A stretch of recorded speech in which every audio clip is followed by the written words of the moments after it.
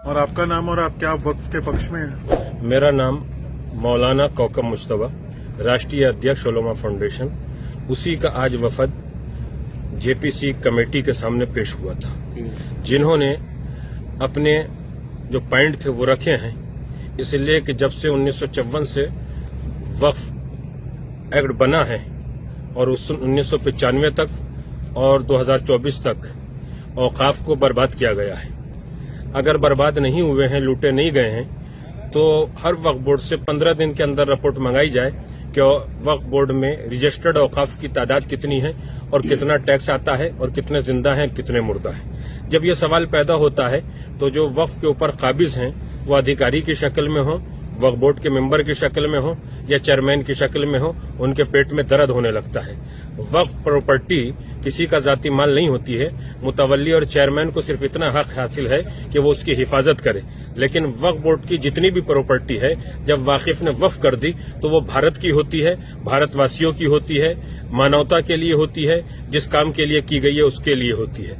आज मेरी भारत सरकार से गुजारिश है कि जल्दी से जल्दी वक्फ संशोधन बिल 2024 पास किया जाए और जिन लोगों ने वक्फ की जायदादों को बर्बाद किया है, खाया है, लूटा है, उनके खिलाफ तत्काल एफआईआर दर्ज करके उनको सख्त से सख्त सजा दिलाई जाए, ताकि ये सरकार की संपत्ति, कौम और मिल्लत की संपत्ति फिर से कामयाबी और कामरानी की तरफ मिल्लत इंसानियत को बढ़ा सके। मौलाना साहब, आपने सजेशंस क्या क्या दिए हैं आज मीटिंग? मैंने जेपीसी के सामने शिया समुदाय के मसले के ऊपर एक बात ये रखी है कि भारत में 36 सूबों में से 2 सूबों में शिया वक्फ बोर्ड है, बाकी सूबों में शिया वक्फ बोर्ड स्टेट में नहीं है।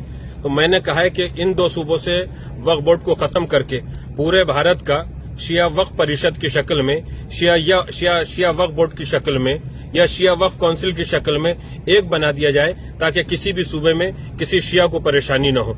और जब सेंटर में वो वक्फ बोर्ड या वक्फ परिषद या वक्फ काउंसिल बन जाए तो उसमें मेंबर जो भी हों वो इस तरीके के हों कि जो उसकी अहलियत रखते हों। किसी भी आदमी को उठा के उसका मेंबर न बनाया जाए और वो 7 सदस्यों की एक कमेटी हो जो पूरे भारत में औकाफ की हिफाजत करके वहां से उसका टैक्स वसूल करने के बाद जिस काम के लिए मुतवल्ली ने कहा है उसके ऊपर खर्च किया जाए। जो एक बात हमको पता लगी है कि आपने मुतवल्ली को टैक्स भरने की बात को कहा है कि अगर वो टैक्स नहीं भरते हैं तो उनके खिलाफ भी एक्शन लिया जाए। जो मुतवल्ली 1 साल के अंदर जो ऑडिट होता है हिसाब, उस तारीख पे हिसाब करने के बाद टैक्स नहीं जमा करते हैं तो 15 दिन के अंदर उसको हटा दिया जाए और उसके खिलाफ एफआईआर दर्ज हो।